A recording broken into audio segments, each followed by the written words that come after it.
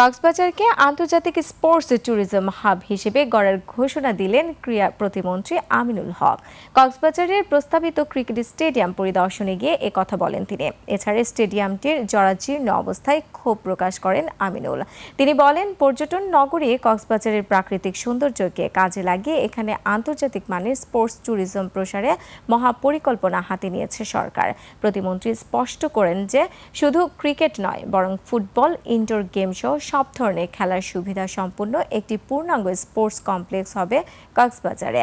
সমুদ্র সৈকতে উৎসব মুখর পরিবেশে ৮ম জাতীয় সার্ফিং প্রতিযোগিতার উদ্বোধন করেন আমিনুল হক।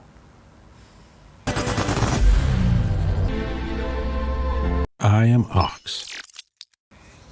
এখানে সিভিল এভিয়েশনের কিছু বিশেষ কিছু মানে সুযোগ সুবিধার কিছু বিষয় রয়েছে।